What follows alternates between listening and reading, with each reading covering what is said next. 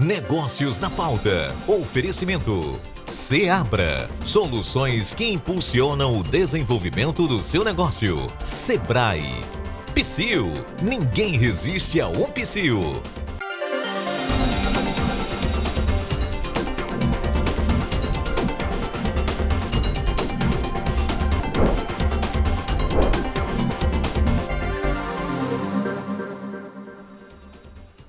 Olá, sejam muito bem-vindos ao Negócios na Pauta. A proposta de emenda constitucional, PEC, apresentada pela deputada Érica Hilton, do PSOL de São Paulo, alterando a jornada de trabalho semanal de 44 horas para 36 horas, tem causado debates acalorados. Esta mudança pode ser a primeira desde a promulgação da Constituição em 1988. Que então reduziu a jornada de trabalho de 48 para 44 horas semanais. Mas afinal, quais poderão ser as consequências desta alteração? Se quer saber mais sobre este assunto, fique conosco, porque o Negócio na Pauta está só começando.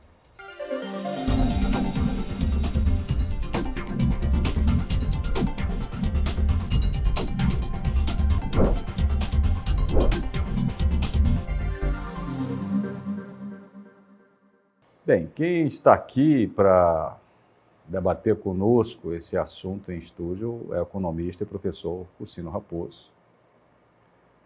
Bom dia, Cursino. Bom dia, Arthur. Bom dia, doutor. Um prazer estar aqui para participarmos desse debate tão importante, né, e tão acalorado que está se travando nesse momento. Bem, e a advogada e professora Vivian Camargo. Bom dia, professora Vivian. Bom dia a todos, bom dia aos telespectadores, é um prazer estar aqui, Arthur. Bem, vamos começar aqui falando mais da parte econômica, né? Professor Cursino, vamos começar pelos possíveis impactos da aprovação dessas alterações, né? Há grandes divergências sobre o possível aumento de produtividade da mão de obra e o aumento de custo para as empresas, né? Os apoiadores falam uma coisa, os opositores falam outra. Você já tem opinião formada sobre isso? Olha, eu acho que essa questão, ela mexe com uma das coisas mais importantes da economia, que é exatamente isso a que você se referiu, a produtividade. Então, a questão, assim, o centro desse debate deve estar em torno do seguinte: olhe, essa redução de jornada de trabalho é compatível com o nível da produtividade do trabalhador brasileiro? No momento, tudo indica que não. Nos últimos 10 anos, a produtividade do nosso trabalho teve praticamente estagnada. Cresceu 0,1%, enquanto nos Estados Unidos cresceu 1%, isto é, 10 vezes mais. Então, eu acho que é necessário um debate, do ponto de vista econômico, que antecede a redução de jornada de trabalho, que é exatamente como fazer que a produtividade sistêmica da economia aumente. Mas esse assunto é bastante polêmico, né? O último relatório de macroeconomia do Ministério da Fazenda apresenta alguns números que indicam que houve um aumento da produtividade desde a ocorrência da pandemia, mas a média salarial ela se mantém abaixo da média anterior à pandemia. Então, isso há uma certa discordância quanto a essa métrica da produtividade. Nem vou dizer qual é o lado que está certo ou está errado, porque não sou economista. Acho que aí esses são os males da estatística, né? Às vezes mostra tudo e esconde o essencial. A medida, no meu entendimento, a medida da produtividade, ela só tem mais sentido da gente considerá-la válida se o período de tempo observado é um período mais longo, né? Esse período pós-pandemia, naturalmente, teria um acréscimo de produtividade, né? Houve uma retomada diante de uma base de comparação muito baixa. Então, naturalmente, aumentaria. Mas eu assim, não tenho muitas dúvidas que a produtividade da economia brasileira como um todo ainda está abaixo do nível de remuneração que algumas categorias, principalmente as categorias formais, recebem por conta de mecanismos institucionais e políticos.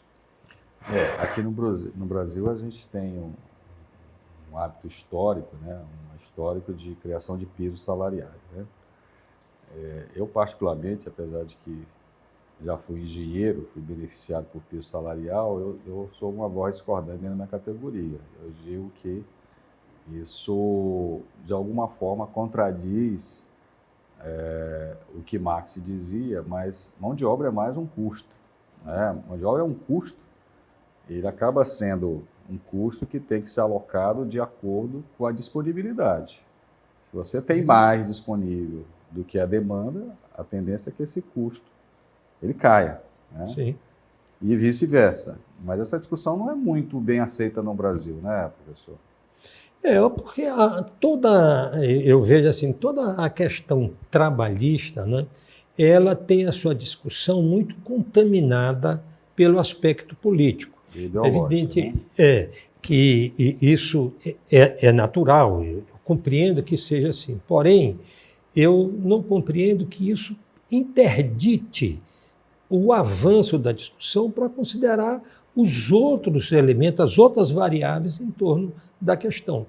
Já tem estudos aí apontando o seguinte: essa redução da carga de trabalho, da jornada de trabalho, que seria uma redução de 8 horas, você reduzir de 44 para 36, vai implicar num aumento de custo do trabalho formal da ordem de 20% e um aumento de 15% na hora de trabalho.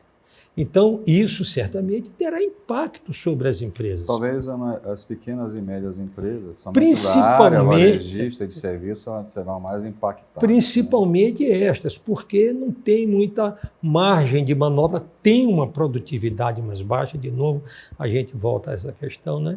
Então, haverá uma tendência, pode haver uma tendência ao aumento da informalidade, né, o que é uma coisa até contraditória para quem defende os direitos trabalhistas, defende uma maior justiça social, tomar uma medida que implique no aumento da informalidade, isto é, na precarização das condições de trabalho das pessoas no presente e principalmente no futuro. Nesse aspecto, né, da produtividade e da precarização, professora, a senhora acredita que haveria algum impacto em demandas trabalhistas nesse sentido? Antes de falar do impacto, né, dessa demanda trabalhista, eu queria fazer um contraponto, né, à fala do professor, porque, de fato, precisamos sim olhar para a produtividade, para os pequenos empresários, o que isso vai impactá-los, né, com relação ao lucro, com relação à manutenção dessas mãos de obras. Mas, por outro lado, a gente tem que olhar também a parte da humanização dessa mão de obra. Hoje, é latente, a saúde mental do trabalhador está comprometida, sim.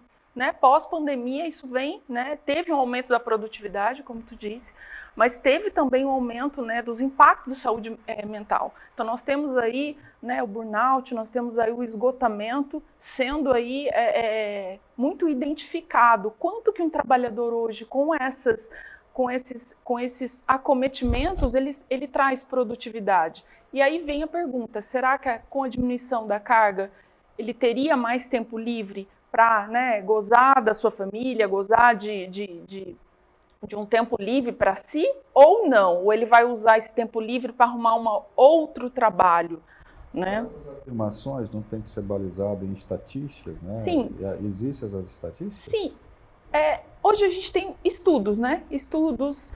Quando você fala estatística, eu tenho até um pouco de receio de falar em estatísticas, porque hoje tem estatísticas compradas, né?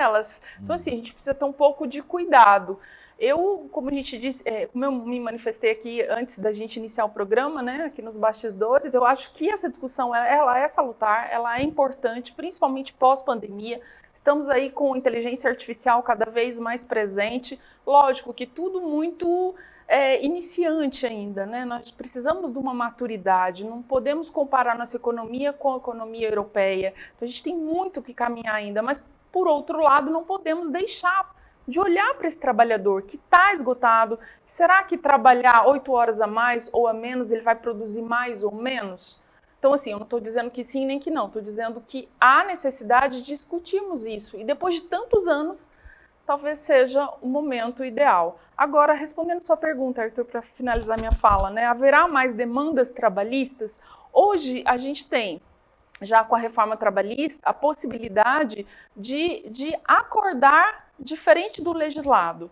Então, por que isso também não pode ser uma prática? Porque talvez não olhamos para isso, talvez ainda o empresariado, né, a sociedade ainda não está madura para exercer, né, essas práticas diferentes do que está legislado. Talvez o empresariado esteja um pouco aí receoso de práticas que, na verdade, estão amparadas na lei, mas são poucos aceitas pelos tribunais trabalhistas. E sem considerar a carga tributária. Então, para a gente falar de uma reforma dessa, de uma diminuição de jornada que é benéfica para o trabalhador, nós temos também que olhar, né, para o empresariado. Ele vai ter uma diminuição da sua carga tributária? Que benefícios ele terá? Então, assim, tem que ter esses dois lados, porque senão, só olhar para o lado do trabalhador ou só do lado do empresário, a gente fica com a balança, né, desequilibrada. É verdade, tem. A gente faz agora uma rápida pausa e na volta vamos saber mais sobre a proposta de alteração da jornada semanal de trabalho. Fique aí que já voltamos.